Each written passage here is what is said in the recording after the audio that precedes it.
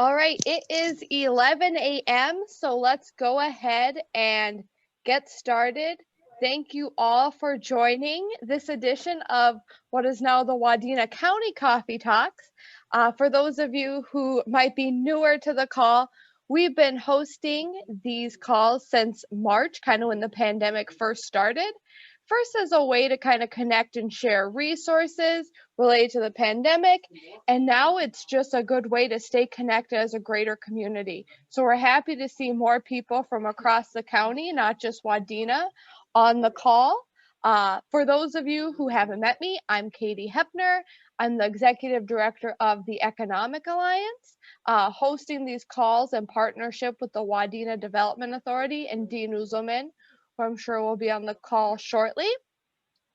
Today, we are lucky enough to have with us Allison Uselman from Todd Wadena Electric Co-Op, who's going to share with us some of the things going on at Todd Wad and some energy incentives. After that, we'll have a little round table of updates. So, Allison, I'm going to change the share screen settings and then you can get started.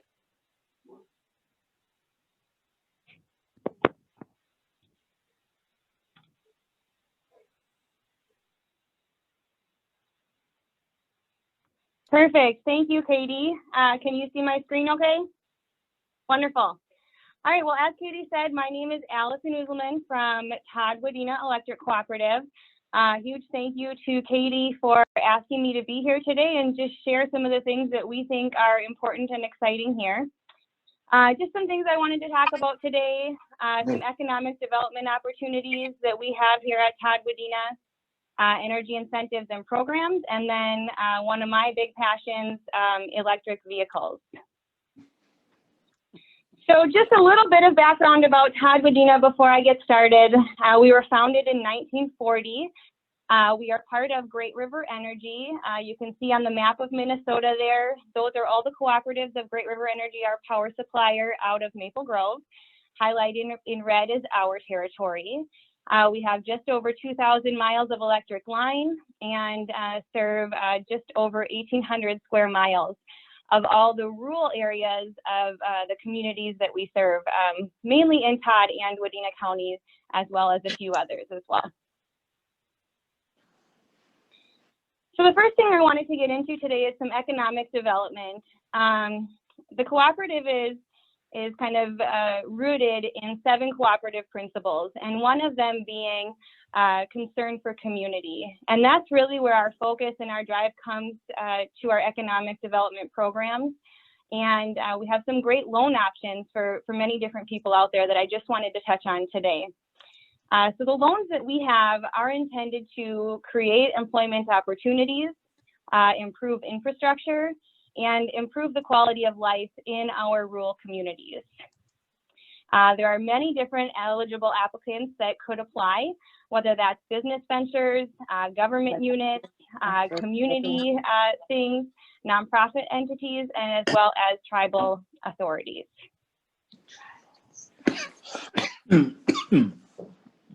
So there are a couple of different options we have from our economic development loans. The first one that I wanted to talk about today was the Revolving Economic Development Loan that we offer at Todd Wadena. This loan is provided by Todd Wadena Electric, and the applicants do not need to be our members, which I think is something that is commonly misconceived. For this program, or this loan I should say, there is a minimum loan amount of $10,000. And the maximum is determined by a loan committee on a case-by-case basis. As I mentioned, our drive for this is helping our communities. We have a great example here of one of our recipients, Terry Peterson, who is the owner of Salo Manufacturing, with a quote that we have in one of our brochures. With the economic development loan from TWEC, I was able to expand my facility and help keep jobs in Monaga. And that's really such an awesome thing to hear from him and what we want to achieve with these different programs. Some examples that we have already had of from our revolving loan fund.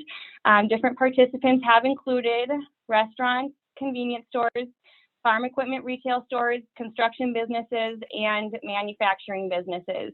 So you can see there's a lot of diversity in the different types of businesses that have benefited from this program just by reaching out. Something that we often see with the participants of this loan fund is businesses that do have funding lined up, but just can't fund that whole project. And this is a great option for those people as some gap funding as they're looking at getting these new projects off the ground and running in our communities. The next example that I have is the Rural Economic Development and Loan and Grant Program. So this is a different loan program than the revolving one I just spoke about. This one is from the USDA, and it is a zero interest loan and grant. In order to get this funding, you do have to apply through a rural utility service borrower such as Todd Wadena. Again, this applicant does not need to be a member. But with this loan package, Todd Wadena is required to match a percentage of the loan. So of course, always is subject to the approval of our board of directors. But I just wanted to touch on the loan and grant for a little bit in case there are any of you that haven't had experience with this. The loan is ultimately reviewed and awarded through the USDA, and they will award up to 80% of a project's cost, up to $2 million. Where the grant portion comes in is the USDA will award grant funding to Todd Wadena that we are then able to pass through as a 0% loan to that applicant up to $300,000. For this loan, there is no minimum amount required to apply. I just wanted to give a few examples of participants that we have had for this program. The City of Wadena with assistance to help build the airport, the City of Monaga with water and sewer infrastructure, and the City of Browerville also with water and sewer infrastructure. So many opportunities with this funding as well on a much higher scale.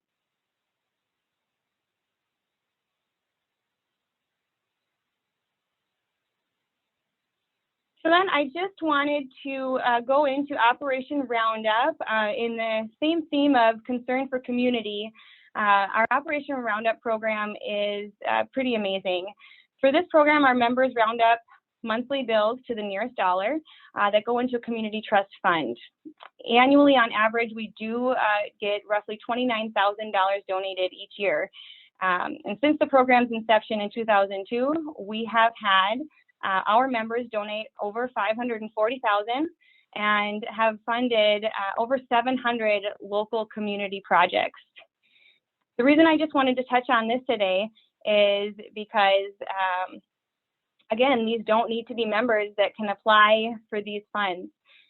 So these are available to nonprofit groups, charities, community groups, schools, organizations, with a various of categories that can be funded, from community service to economic development, education and youth, or disaster relief. Very easy process. There's an application available online that just gets turned into Callie at our office here. And then our trust board meets 3 times per year to review these applications and award funds in January, May, and September. So if anyone out there has some great projects in the works and needs some funding to make that happen, go onto our website, check out this program. We have just some great people there that are making awesome decisions to help different projects in our community. So I just wanted to touch on also our youth programs. We do award scholarships every year. And in the past, they have been to graduating seniors in our communities. And new in 2020, we did add our adult continuing education scholarship, which was just super exciting. You know, just those that are looking to further their education or go back to school for various of reasons, both are there now. This one is a little different, just that you do have to be a Todd Wadena member in order to qualify, or your legal guardian needs to be a member of Todd Wadena in order to get these scholarships, but they are awarded throughout all of Wadena and Todd County throughout our territory for that education. These are also funded by unclaimed capital credits.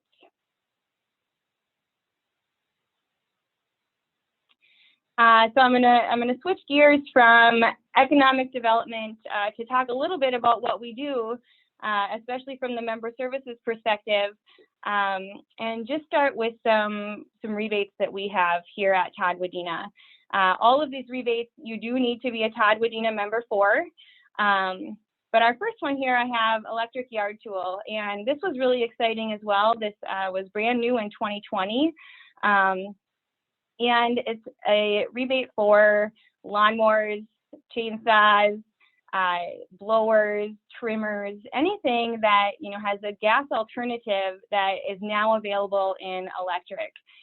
The beauty of this rebate, as well as some really great tools that you can get, is that to get this rebate, you have to purchase it at a local retailer. So really just trying to encourage our members to shop local. Not go down to Home Depot and Brainerd, but to keep the business right here. And it has just been wildly successful in 2020, and I know it will be in 2021 as well. So on our website, we do have the rebate listed, but we also have all of the retailers that are spread out all throughout our territory that are participating in this program, so that you can go there to pick up your battery-powered yard tool. We also have an electric vehicle charger rebate. So if you're thinking about buying that EV, we have a $500 rebate that will help you install your electric vehicle charger at your own home. So that's a great option right there.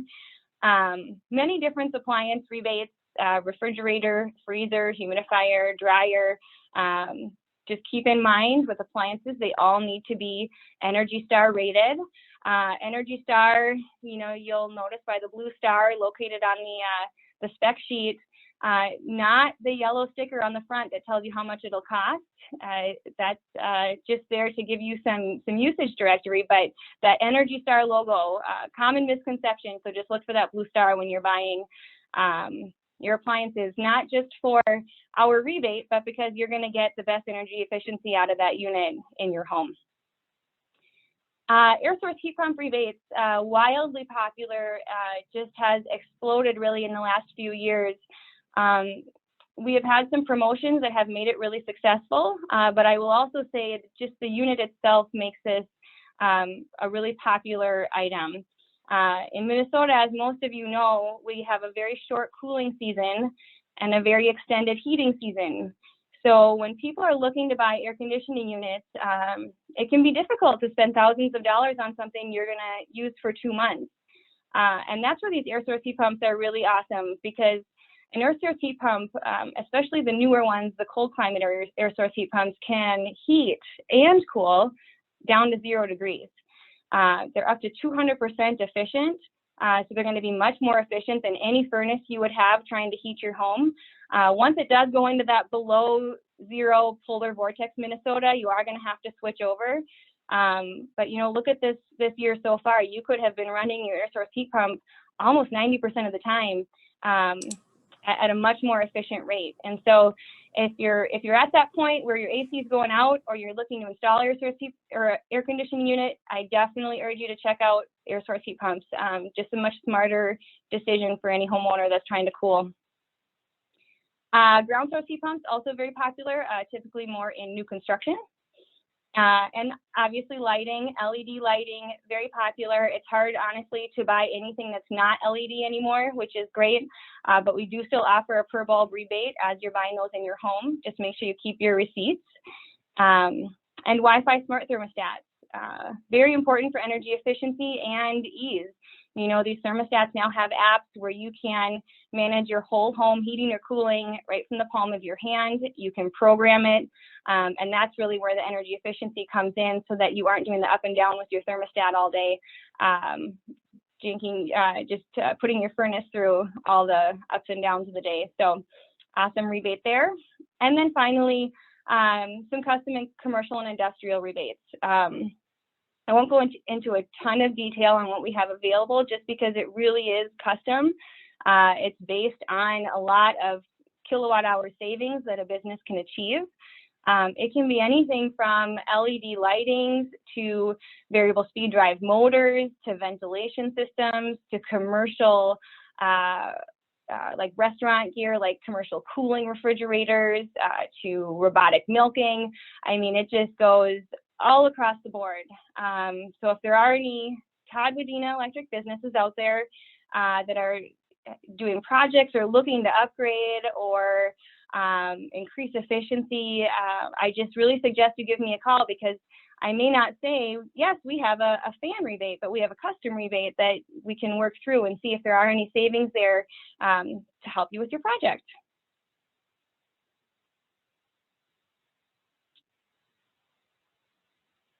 All right, before I talk about some of our programs that we offer, I wanted to discuss energy and off-peak, just because it kind of sets the stage for some of the programs that we have to offer. So really, what is off-peak? Off-peak is a form of demand-side management. And if you look at my graph on the screen, this is basically a load curve. So imagine this is a 95-degree day out there, or this is a 30 below day out there, and everybody's heating systems are ramping up and working hard. Everybody is using the top energy they can. They have everything on. Commercial and industrial counts are ramping up because they need to get things done, and this load curve is growing and growing and growing. When this happens and that load curve gets to a peak, that is when energy is at its most expensive point. And so through Great River Energy, Todd Wadena just has access to so many great programs that fall under the umbrella of demand side management. And essentially what we're doing is we are controlling load. So as that peak starts to grow, things on demand side management will get shut off. Now this is done by Great River Energy, our power supplier, and all of the cooperatives enrolled do this all at once, so it's very impactful. And what I mean by shut that off is things that are using electricity at that point, we cut off the electricity. And instead of reaching that blue curve of the peak, we shave that peak off with that red line. And by never letting that curve reach the peak, we save on that expensive energy in that top of that curve when it's at its highest cost, as I mentioned. So while we're saving money there, in turn it saves Todd Wadena members our money, and in turn then we are able to save our members money. And so I hope that makes sense. If not, we do have a question at the end, but essentially that's what demand side management is just using different programs to shave the peak of that high energy expensive time, like I said, which typically occurs very hot and very cold times, as heating and cooling is typically one of our biggest users. So different programs that use that peak shaving ability are both our dual fuel and water heating programs. So for dual fuel, it's just as it says, dual fuel, two fuels. You have an electric heating source and you have a propane heating source. If you were thinking during that curve, if you shut off the electric heat, I'm going to freeze, it's Minnesota, that's why we require a backup heating source. So during that peak, when we shave it, your propane heat kicks on, your electric heat kicks off. Once the control event has passed, it automatically switches right back. And through that program, we're able to offer a rate half the cost of a general service rate if you would just have this wired into your general service panel. And that's where our members really win by using these off-peak heating programs.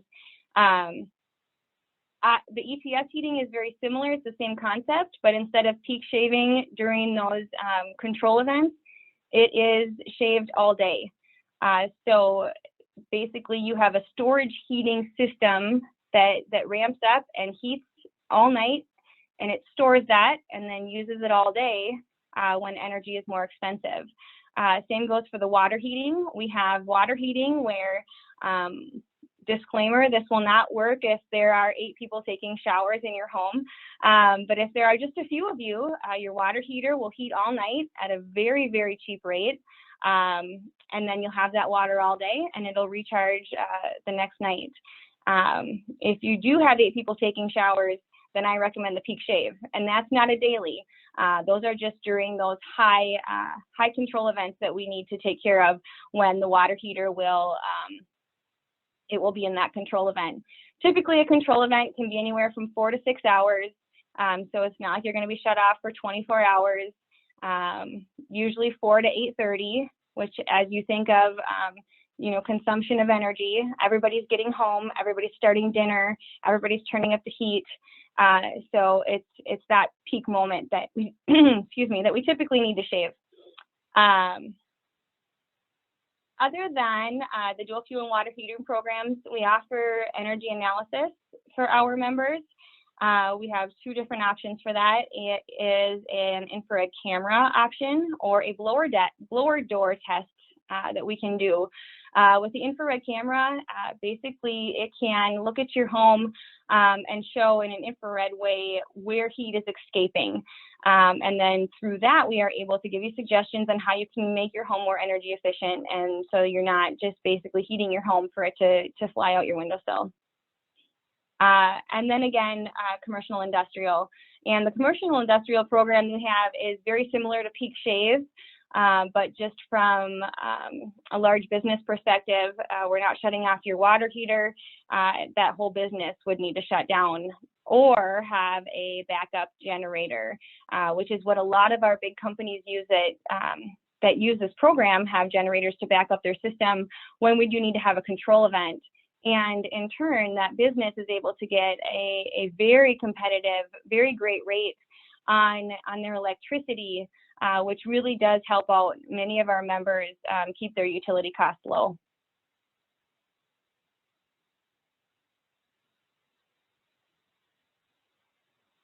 And then, like I said, I just wanted to talk a little bit about electric vehicles, just because it is one of my big passions and something that the cooperative is really behind, getting that technology and that innovation out into our members. I just wanted to start with a little bit of basic information, as there's a lot of discussion about electric vehicles right now, and it can be hard to keep them all straight. So there are 3 different types. The first one is a battery electric vehicle, and that is when you think of a Tesla. It only has a battery, it plugs in, and it will only drive while that battery it has is charged. The next option is a hybrid vehicle. And a hybrid vehicle has a very small electric battery and a large gas engine. And this battery is just charged through that gas engine and by regenerative braking. So every time you're braking, there's technology that sends a charge back to the battery, and it results in just better fuel economy. And then the last is a plug-in hybrid. And the plug-in hybrid is typically what people think of or are looking into when they're thinking of purchasing an electric vehicle. But this has a large battery, electric battery, and a large gas engine. This battery, though, does plug in and charge, unlike a hybrid. And then once that battery is gone, it just switches over to gas, and will use gas until you charge your battery again. I would probably say this is the most popular, just because it takes away that range anxiety of, if my battery dies, I'm stuck. This has that gas backup that can just give people a lot of comfort as they're making their commute. So, electric vehicles, like I said, are in the media right now a lot. There's a lot going on. Manufacturers are putting a lot of energy to electric vehicles right now. Currently, there's just over 20 electric vehicles on the market. And by 2025, they're expecting it to be over 48. So the growth of what's available is really coming quickly, especially in the next 5 years. And the graph here you see on the left is a comparison between internal combustion engine sales, which is like a regular car, and electric vehicle sales. And you can see in 2020, of all sales of vehicles, 3% are electric vehicles. And so that's definitely pretty low. but that growth curve is what's impressive. By 2030, 24% of all vehicles sold are projected to be electric, and by 2040, 54%. So you can really see the projection of this growth is pretty impressive, and so far it has beat the projections of growth that they had put forth before this year, so hopefully that continues. As far as what's on the market right now, just as all of you have probably heard the most about Tesla than any other electric vehicle, they are leading the market. These are stats from January to June of 2020, and the first or top three you can see are the Tesla, and then next the Chevy Bolt, another Tesla, the Nissan Leaf, the Audi, and then the Porsche. And so what I think will be interesting to see is as more vehicles are introduced to the market from all of our different manufacturers, what happens to this chart? Because I know many of them are very motivated to get announcements out in 21 and 22, up to 25 of what will coming soon.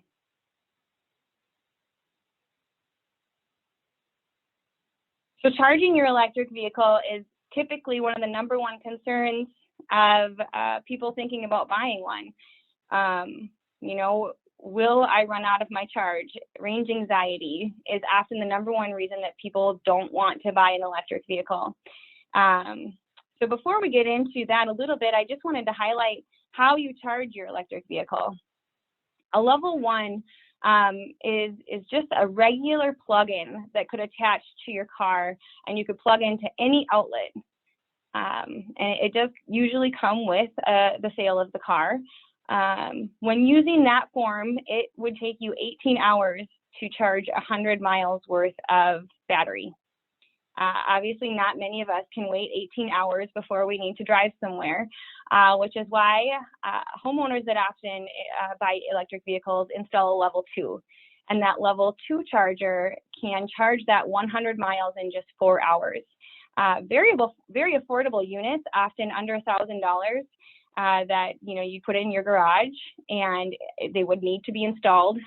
It's a similar plug-in to like what your dryer would plug into, so it's a larger power source, but much quicker charge time. And then the 50 kW, or often referred to as a fast charger, those chargers will charge your car in 35 minutes, 100 miles in 35 minutes. And these are typically the ones that you will see at restaurants or businesses along the highway, any public charging stations, and are really starting to ramp up through Minnesota. You can see the 150 and the 350, that's the future. Obviously, these are very, very expensive, but very fast at charging. These are not wildly available throughout any charging area, but it will be someday. So these are the charging corridors that exist and are proposed to be existing in Minnesota. The blue that you can see there, those are already existing charging corridors that have been built all through Minnesota. The green is what is coming. Some of you may have heard of the Volkswagen settlement, where Volkswagen needed to spend $2 million nationwide on charging infrastructure and EV education. This is a wonderful product of that. So the MPCA is the one that is designated to manage these funds, and Zeph Energy, who I have been able to work with, a fantastic company out of the cities that manufacture and install charging stations, are very involved in making these corridors happen. So with an infrastructure like this, it's much more calming to think if you want to take a road trip to the cities or to Fargo or up to Duluth, that no matter where you're going, there's a road you can take, an app you can install that will tell you exactly where these are and how long it'll take you to get to them. And that really makes owning an electric vehicle much more doable. Many reasons why people would want to purchase an electric vehicle. Gas prices, we never know. And electric prices, as some of you may know, have had the least amount of inflation and are the most dependable. Also with electric vehicles, there are lower maintenance costs. So no more oil changes, no more tune-ups. which is just a big savings. And often with off-peak charging, same as the dual fuel that I mentioned, or time of use rates, there is just so much of a savings compared to filling up your car with gas. To give you an idea of that, this just gives you 3 different examples, from electric vehicle to a hybrid to a gas-powered vehicle, and how much gas each of these would use. So the gas, 6,100 gallons, the hybrid 3,300, and then the EV 0. These stats are based on the lifetime of a vehicle, so 150,000 miles, which typically vehicles make it much further now than that. But in the lifetime of a vehicle, based on these stats, averaged at $3 per gallon of gas, an EV owner would save roughly $13,000 in just gas prices alone. And so that is definitely very impressive savings. At Todd Wadena, I'm super excited because we have developed electric vehicle charging rates, which are great options. We have a storage rate, which works just like the heating storage rate that we had. Very affordable rate, charges your car overnight while you're asleep. Or if you need to charge during the day, there are other rates, or time of use rates, that give you the ability to do that. So these are some great rates and offer our members really a significant amount of savings when it comes to filling up their car with these electric vehicle rates. There are also federal tax incentives, and this may change, but as of now, it's up to $7,500 with a phase-out plan in place that after a manufacturer has hit that certain number, 200,000, they are reduced from there. But up-to-date incentives are available at fueleconomy.gov for each different vehicle available, if you're wondering what your tax credit could be. And then there are the environmental benefits as well. And this just gives you a little bit of view into the CO that's going into the air from a gas vehicle to an EV that's charged on the grid to an EV that's charged with renewables. And at Todd Wadena, we have our Revolt program, where if you are an EV owner and you sign up for Revolt, your electric vehicle is 100% charged with renewable energy. So you know, as you're driving your vehicle out there, that you really are doing everything you can on your part to reduce emissions. And that's all the stuff I have. Thank you, Allison, so much. I feel like every time I talk to you, I learn something really new and really interesting. So I'm really glad we invited you here today. Does anyone have any questions for Allison? Any questions? Feel free to unmute yourself and speak up if you have any. All right. Well, I'm assuming that if they have questions, they can always email you or reach out to anyone at Todd Wad. Allison, would you mind stop sharing your screen now? You bet. Perfect. So now let's get going to the second half of our meeting with our round robin of updates. David Heyer, did I see that you were on the call from Deed? Yes, Katie, I'm here. How are you doing today? Good. Do you have any updates to share with us? Sure, I can update you on three of the programs the state has. Back in middle of December, the state authorized 3 new programs from one from the Department of Revenue, which is a direct payment to local companies that were impacted by the COVID-19 pandemic. Those businesses that were going to receive the direct payments were notified on December 31st through via email, and the first round of payments went out last week. So the Department of Revenue is moving forward on those direct payments, and companies should have those by the end of the month if they were eligible. The second round of funding that came out of the COVID relief program was twofold. There's a theater grant program and a convention center grant program that are being administered by deed. You have until the 29th of January to apply for those programs if you're eligible. If you have a local theater in your community that hasn't taken advantage of this, it might be a good opportunity to reach out to them this week and let them know about that, because they do have to have it done by Friday. So they want to apply for that grant as soon as they can. The third round of funding was the County Relief Funding Program. That was $111 million the state set aside for counties within the state, of course, not anything outside the state. But Wadena received $271,000 of those dollars. Todd County received $486,000. Cass County, a neighboring county, $587,000. So hopefully your Wadena County has already implemented their program and have been taking applications.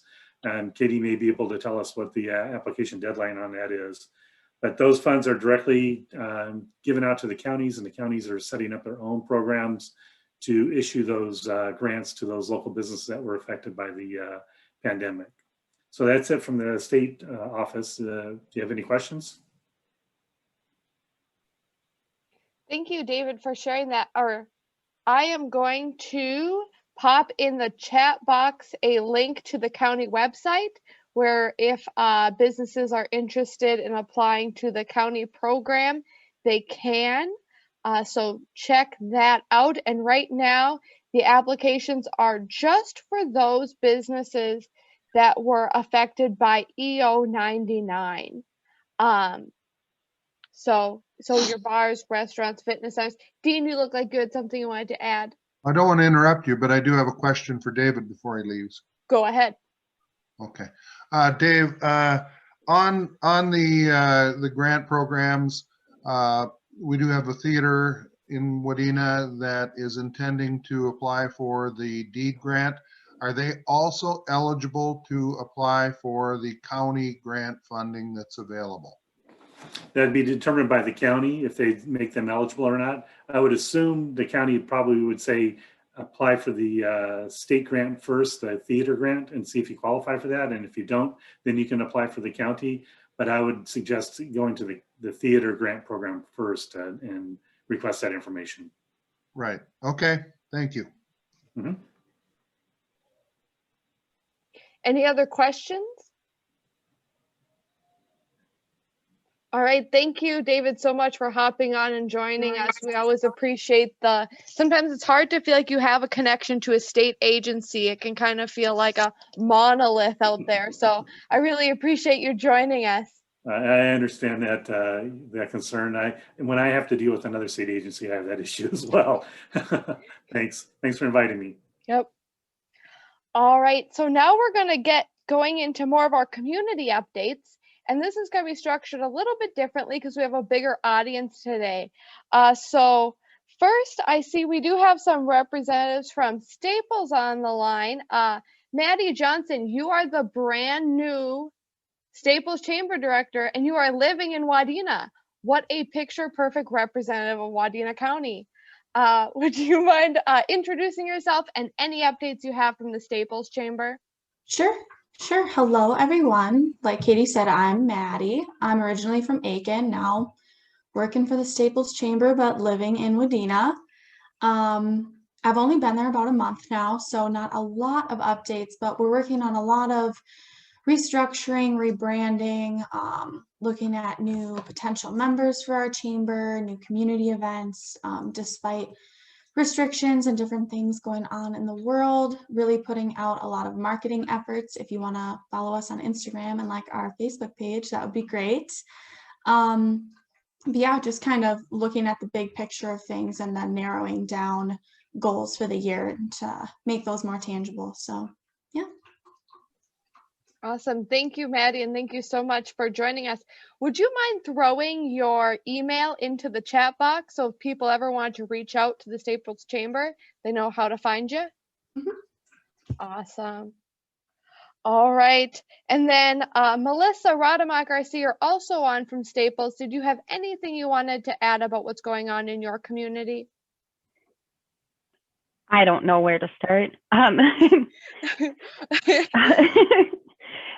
There's a ton of stuff going on in our community, lots of momentum moving forward. Like you just heard from Maddie, our chamber didn't always have the best reputation for, assisting businesses, et cetera. That is changing. This complete remake is going to be very beneficial for all chamber members and community overall. So it's very exciting. There's been a lot of effort and time and energy put into that from tons of people in this community. So that's very, very exciting that is happening in our community. We are still moving forward on the Bachelor Block Opera House. Many of you have probably heard about that last year. We're still moving forward with that. We're working on hiring a coordinator to assist us with a fundraising plan, or not a coordinator, an consultant, excuse me. And then we are part of the Welcoming Communities group, and we're looking at some workforce. Wow, Katie, we just spent this morning talking about it. Now all the terms are gone because I was just on phone calls.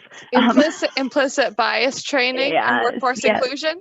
Yes, and working with CLC on potentially creating a new program with them for businesses in the greater Staples region, probably maybe further areas. So it's pretty exciting stuff going on there. Tons more, but I don't know if I missed anything that was maybe pertinent to this group, Katie.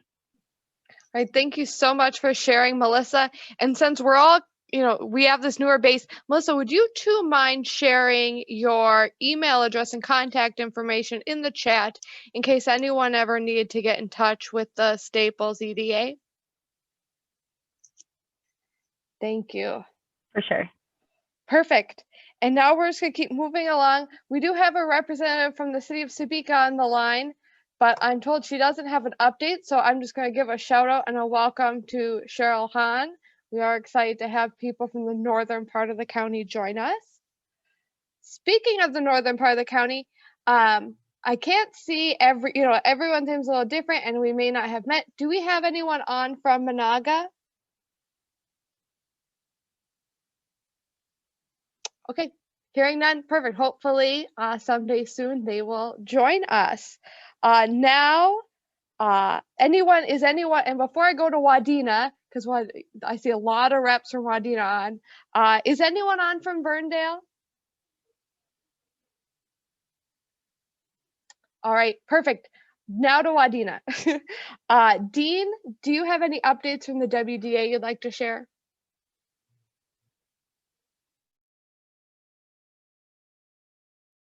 You are muted if you're talking.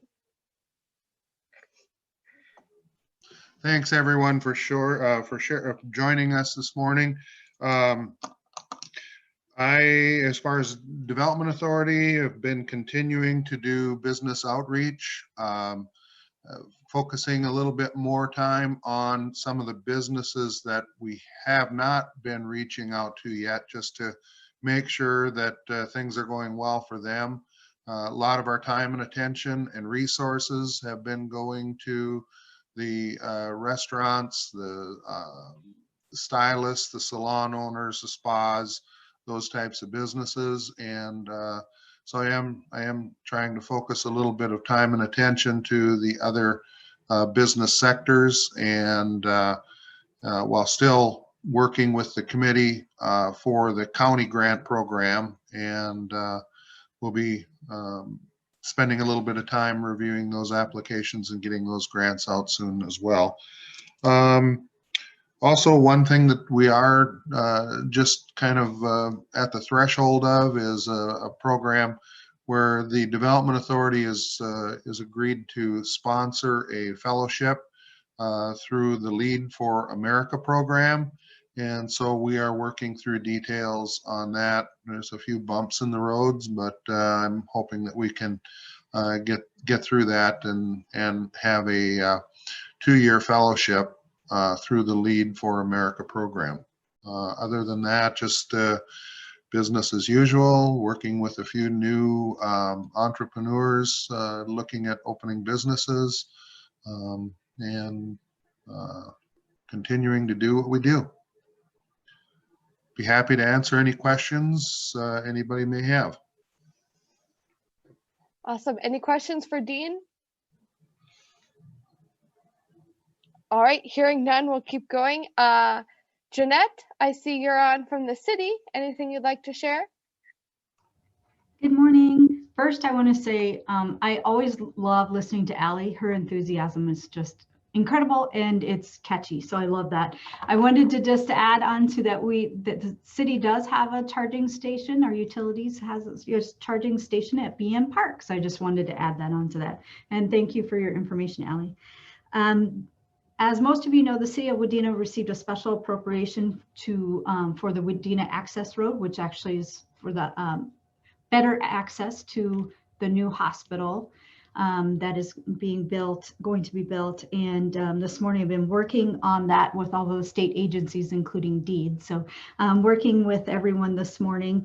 And also the council approved, and as well as Wadena County, Ottertail County, that our city street is now a Casal Road, which is Greenwood. So eventually that road will be paved and have some city infrastructure in there. So it's been a morning of working on projects like that.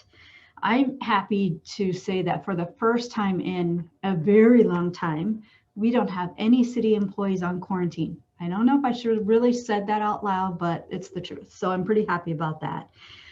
We're working with the public health and Tri-County. The MAS is now a dedicated vaccine distribution site. So those two entities will put out the information. We're just assisting with the site. So we're happy to be able to be partnering. And I think that's all I really have this morning. Thank you. That is very exciting to hear, Jeanette. I know when we started these coffee talks, I'm going to be honest, I didn't think that we would be doing them in January 2021. I thought it was maybe going to be a thing to get us through a month or two. But now it's very exciting to hear we have vaccine locations. We have people that aren't in quarantine, that weren't quarantined before. Progress. Very cool to hear. Any questions for Jeanette? All right, Lee, do you have anything to share from the school?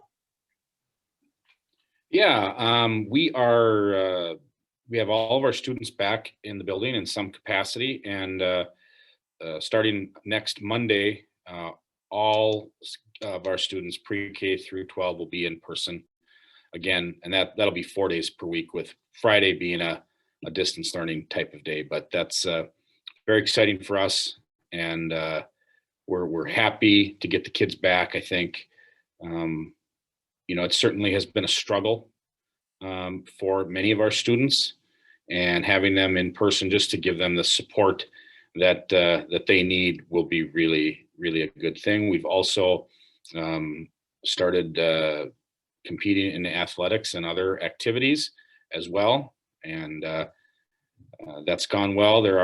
It's been a little interesting because the student athletes are wearing masks while they compete, and so that's a little challenging. But here's what I'll say about kids is that they are remarkable and they are resilient.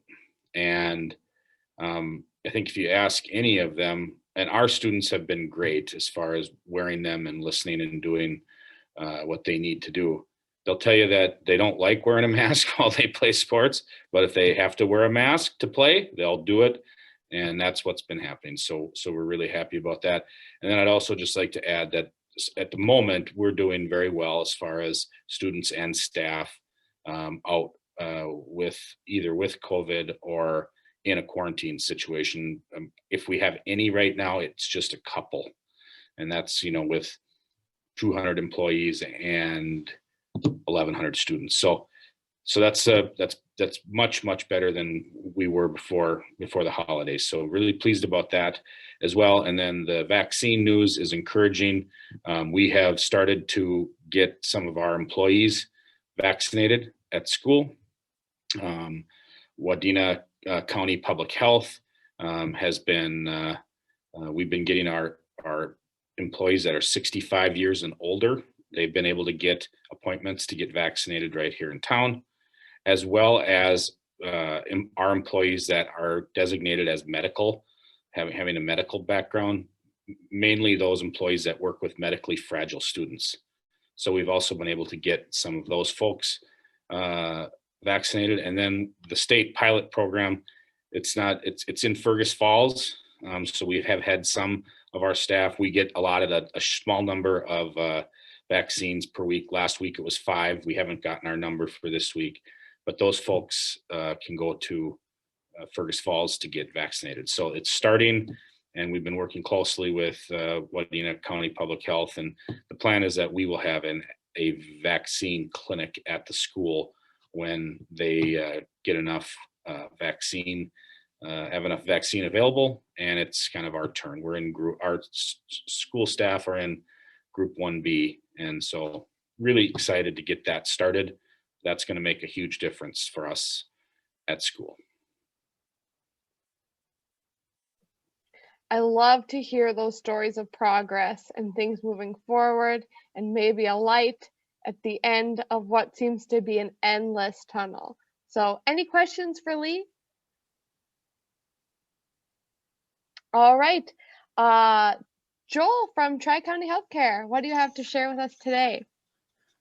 So I'm maybe going to put a little bit of a damper on the Love Fest here, because I've got a few pieces of information that even though most of the news is good, a few things. Is it all right if I share, Katie? Do I have the ability to share my screen? You should have the ability. Go right ahead. All right. For those of you who have been on before, it's a similar graph to what I've shown. So just today's update. You're seeing this, a line graph. Katie, do you have that? Yep, I see it. All right.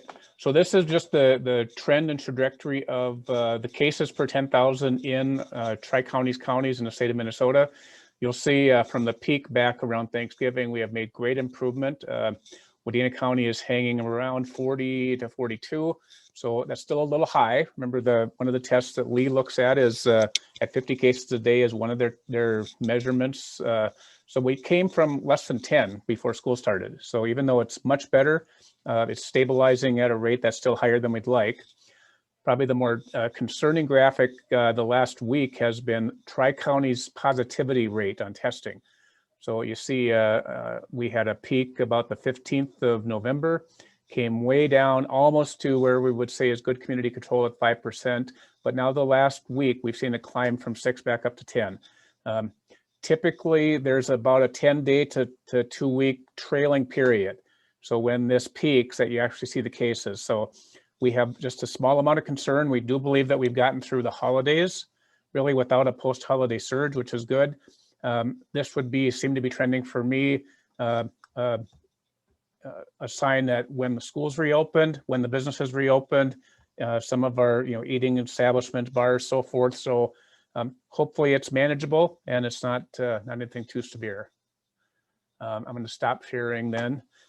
Similar for us, we are down at the end of last week to just 4 of our roughly 500 staff who are out on quarantine or isolation. So again, mostly the news is good. The current hot topic, taking a great deal of our energy, is the vaccination process. And with I would say the political winds affecting that last week and caused some changes in the distribution process. So I would say that sitting here this morning, we at Tri-County, and I would expect that the public health agencies are in a similar position, don't really know what to expect for this week, next week in terms of distributions. The push has been to get shots in arms, which we agree with, and we've certainly been working hard on that ourselves. But we are now being told if you're getting the Pfizer and Moderna shots, which are the only ones available to us, we are not reserving second shots. There is very much a faith-based perspective that those will come within the necessary timeframes, which is generally 3 to 6 weeks. So a lot of concern right now in terms of when will the vaccines be available to mobilize the services. We're ready to go. As Jeanette said, the MAS is ready. We're working with Wadena County Public Health and the other agencies to do that. Lee and I have chatted about it. I've talked with a few businesses around town. We have a lot of 1B priority groups in our community. And of course, everybody's got their own perspective on their need versus others. What I will say, and I don't have any concern about this, is between late last week and this week, we are vaccinating 400 of our highest risk patients in the 1B group. So 75 of age with significant health concerns. in working with public health, they're going to take responsibilities in the school, and we'll work with our patients, but we'll keep in close contact with those agencies as we keep going on this. So there's the COVID update. The other news, Jeanette referenced it, the Tri-County Building Project. We keep making good, solid incremental progress on this. Late last week, we got some good news from the USDA, who is the principal funding agent. And with the banks, we're still in negotiations with them, but it's all looking very positive. Mortensen Construction, who was our general contractor, a week and a half ago hosted a subcontractors meeting to answer questions for those folks who are interested in bidding the project. We had more than 100 subcontractors show up to that virtual event. So they're very optimistic that we're going to get as competitive bids and pricing as possible. So with that, we're really quite optimistic. Things are going to come together. Again, if it all goes according to plan, we will be breaking ground. I think now the date would be May 3rd, which is the first Monday in May. That's when we would get going on the construction, and a 22-month construction cycle puts us with a ribbon cutting on or around March 1st of 2023. Working very closely with the city on the utility projects, with the city and county both on the road project. So very exciting time. Very exciting. Thank you so much, Joel, for sharing that and for sharing those community spread statistics. I think that's very important. You know, us as community leaders, we're the ones, you know, talking with folks, that we have that information so that we can share and help with planning and things like that. So really is useful. Does anyone have any questions for Joel? Yeah, and actually, Katie, I'll offer one more. You know, Dr. Ben Hess, our chief medical officer, has offered this analogy. When you have a chance to get the vaccine, remember that's still just one tool in the COVID preventive toolbox. Yes, the word is 95% efficacy on them, but that still leaves a 1 in 20 chance. So if theoretically you were exposed to 20 people that had COVID, you would get it based on those statistics. And he just used the analogy of a car. So if the vaccine is your seatbelt, that works really well to protect you. But we have other tools as well: airbags, lane waiver detection systems these days, all the technology. That's still the mitigation efforts until we get to herd immunity, which is 75 to 80% community vaccination rate. Hopefully we will get that sort of acceptance of the vaccine in our communities. I think there's some questions right now if we will. Thank you for adding that. Any questions for Joel? All right. Does anyone else have any other updates that they would like to share with this group before we close? All right. Well, thank you so much for joining us. Our next coffee talk will be February 8th at 11 a.m. Look for an email invite from me next week on that, and feel free to share it with anyone in your contact groups. All right, everyone have a good week and take care.